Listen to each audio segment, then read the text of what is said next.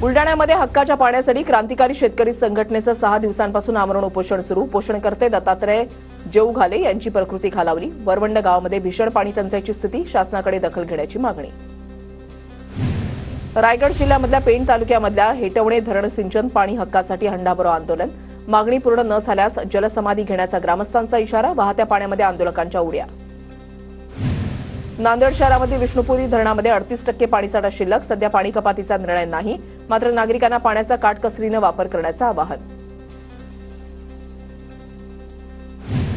जळगावात वन्य प्राण्यांची तहान भागवण्यासाठी कृत्रिम पाणवठ्यांची निर्मिती। गौताळा औटरम घाट अभयारण्यामध्ये वन्य प्राण्यांसाठी पाण्याची सोय। भुसावळच्या हातनूर धरणाचा जलसाठा 68.4%वर। गेल्या वर्षीच्या तुलनेमध्ये यंदा हातनूर धरणाचा जलसाठा 3% कमी। पुढील 3.5 महिन्यांच्या कालावधीमध्ये जलसाठा जपून वापरावा लागणार। सांगलीच्या आमणापूरमध्ये मळी मिश्रित पाण्यामुळे सापाचा मृत्यू। दूषित पाण्यामुळे जलचर प्राण्यांना धोका, तर कृष्णा काठावरील नागरिकांच्या आरोग्याची चिंता वाढली। गोंदियाच्या देवरीमधील परसोडी भागामध्ये लाखो रुपये खर्चून बांधण्यात आलेल्या टाकीचं काम अद्याप अपूर्णच। टाकीचं काम पूर्ण करून गावाला पाणीपुरवठा करण्याची ग्रामस्थांची मागणी। नांदेड शहरामधील गोदावरी नदीपात्रामध्ये घाणीचं साम्राज्य। नदीमधील पाण्याला जलपर्णीचा वेढा। दूषित पाण्यामुळे नागरिकांच्या आरोग्याला धोका, मात्र याकडे महापालिकेचं दुर्लक्ष।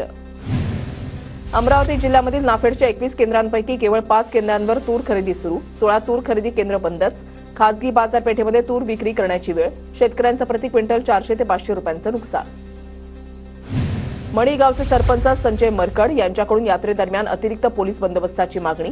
मढी यात्रेमधील परंपरा काही विशिष्ट समाजाचे लोक मोडतात, तसंच तमाशा कलावंतांच्या छेडछाडीच्या घटना घडू नयेत यासाठी बंदोबस्ताची मागणी।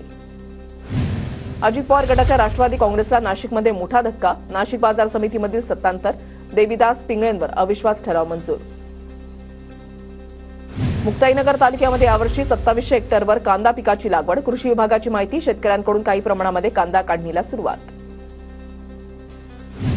टोमॅटो विक्रीचे पैसे न मिळाल्यामुळे टोमॅटो उत्पादक आक्रमक। कांदा लिलाव बंद पाडत पिंपळगाव कृषी उत्पन्न बाजार समितीच्या प्रवेशद्वारासमोरच आंदोलन।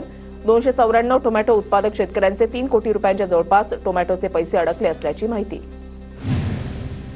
नाशिकमध्ये 48 शेतकऱ्यांना 27 लाखांची नुकसान भरपाई। चुकीच्या रासायनिक औषधाच्या फवारणीमुळे कांदा पिकांचं नुकसान। भंडाऱ्यामध्ये पाण्याअभावी उन्हाळी धानाचं पीक धोक्यात। शेतकरी पुन्हा संकटात। चांदपूर आणि बघेडा जलाशयातून पाणी सोडण्याची शेतकऱ्यांची मागणी। अमरावती जिल्ह्यामध्ये 7.5 लाख क्विंटल कापसाची विक्री। 65 ते 70% शेतकऱ्यांनी कापूस विकल्याचा अंदाज। खासगी बाजारामध्ये कापसाला प्रति क्विंटल 7,000 ते 7,500 रुपयांचा भाव। जळगाव जिल्ह्यामध्ये सीसीआय केंद्रावर कापूस खरेदी बंद। व्यापाऱ्यांकडून कापसाला कवडीमोल भाव मिळत असल्यामुळे शेतकऱ्यांवर कापूस घरामध्ये साठवण्याची वेळ। पुण्याच्या मावळमध्ये कृषी खात्यामार्फत अग्रिस्टॅक कॅम्पचं आयोजन। कॅम्पला कृषी अधिकाऱ्यांकडून मार्गदर्शन।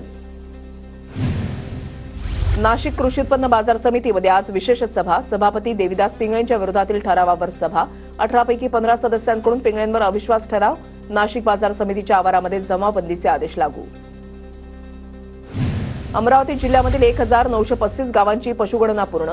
270 गावांमध्ये प्रगणनेचं काम सुरूच। पशुगणना पूर्ण न झाल्यानं मुदतवाढ दिल्याची पशुसंवर्धन अधिकाऱ्यांची माहिती। जालन्याच्या बदनापूर तालुक्यामध्ये वन्य प्राण्यांचा धुमाकूळ। उन्हाळी मका पिकांची नासधूस। शेतकरी वन्य प्राण्यांमुळे त्रस्त। वन्य प्राण्यांचा तत्काळ बंदोबस्त करण्याची मागणी।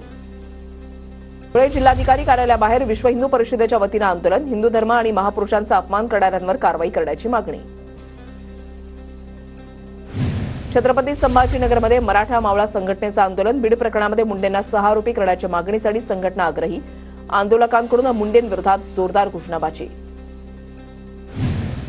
राजू शेट्टींच्या नेतृत्वाखाली स्वाभिमानीचं आंदोलन। विधानभवनावर कांदा, कापूस, तूर, सोयाबीन फेकून आंदोलन। स्वाभिमानीच्या कार्यकर्त्यांना पोलिसांनी घेतलं ताब्यात।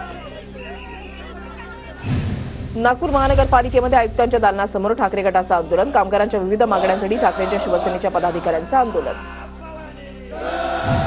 जळगाव जामनेरमधील गारखेडामध्ये 150 शेतकऱ्यांचं सबस्टेशनवर ठिय्या आंदोलन। कमी दाबाची वीज मिळत असल्यामुळे शेतकऱ्यांचा उपअभियंत्यांना घेराव। वीज सुरळीत न केल्यास सबस्टेशनला टाळं ठोकण्याचा शेतकऱ्यांचा इशारा। यवतमाळच्या किनी गावामध्ये जलजीवन मिशनचं काम ठप्प। सरपंचाचं साडी नेसून पुष्पा स्टाईल आंदोलन। जोपर्यंत काम सुरू होत नाही तोपर्यंत आंदोलन सुरूच राहणार असल्याचा इशारा। बुलडाण्यामध्ये जिल्हा परिषदेच्या कर्मचाऱ्यांकडून काळ्या फिती बांधून घंटानाद आंदोलन, कर्मचाऱ्यांच्या विविध मागण्या मान्य न केल्यास तीव्र आंदोलनाचा इशारा. सोलापूर पुणे महामार्गावर लोहार समाजाचं रास्ता रोको आंदोलन, प्रलंबित मागण्या सोडवण्यासाठी सरकार दखल घेत नसल्याचा आरोप. काही वेळ महामार्गावर वाहनांच्या लांबच लांब रांगा. लातूर जिल्हा काँग्रेसचे अध्यक्ष श्रीशैल्य उडगेंकडून जिल्हाध्यक्षपदाचा राजीनामा, लातूर ग्रामीण विधानसभा मतदारसंघामध्ये काँग्रेसच्या पराभवाची जबाबदारी स्वीकारत राजीनामा दिल्याची उडगेंची प्रतिक्रिया. मुंबईतील आझाद मैदानावर मुख्यमंत्री युवा कार्य प्रशिक्षणार्थींचं आंदोलन, आंदोलनकर्त्यांकडून 5 महिने वाढवलेल्या परिपत्रकाची होळी, मुदतवाढीच्या मागणीसाठी युवक वर्ग आग्रही. रत्नागिरी जिल्हा परिषदेच्या प्राथमिक शिक्षकांच्या आंतरजिल्हा बदलीची प्रक्रिया सुरू, मागील 2 वर्षांमध्ये 350हून अधिक शिक्षकांची परजिल्ह्यामध्ये बदली, रिक्त शिक्षकांच्या पदांची संख्या 2000वर पोहोचल्यानं चिंता व्यक्त. नाशिकचा पारा 40शी गाठण्याची शक्यता, हवामान विभागाकडून नाशिकमध्ये आज येलो अलर्ट जारी, कमाल तापमान 35 अंशांवर तर किमान तापमान चढ उतारानं.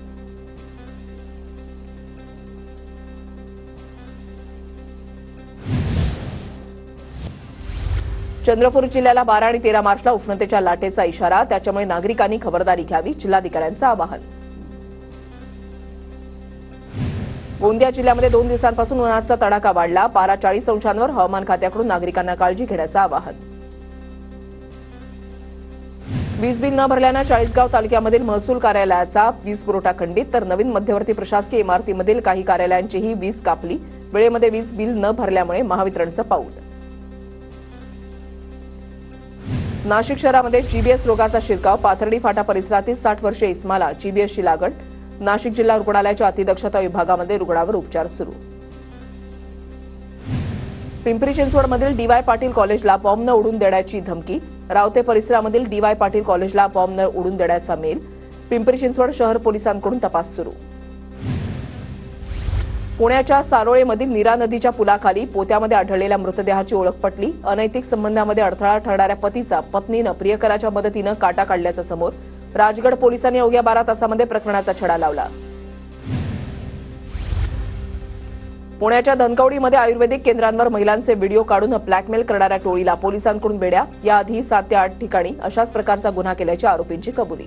4 चाकी गाडी रिव्हर्स घेण्याच्या नादामध्ये थेट मेडिकलमध्ये घुसली, छत्रपती संभाजीनगरच्या बजाजनगर परिसरामधली घटना, सुदैवानं कुठलीही जीवितहानी नाही.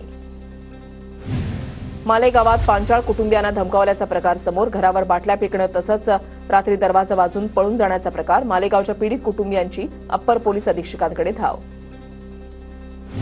नागपूर सुधार प्रन्यासचे सभापती IAS संजय मीणांच्या विरोधात पोलिसात तक्रार, असभ्य वागणूक दिल्याचा तक्रारकर्त्यांचा आरोप. चंद्रपूरच्या घुग्गुसमध्ये काँग्रेस नेत्याच्या घरावरील गोळीबाराची घटना फेक, पोलीस तपासामध्ये गोळीबाराचे कोणतेही ठोस पुरावे सापडले नाहीत, गोळीबाराची घटना अफवा असल्याचं पोलिसांचं स्पष्टीकरण.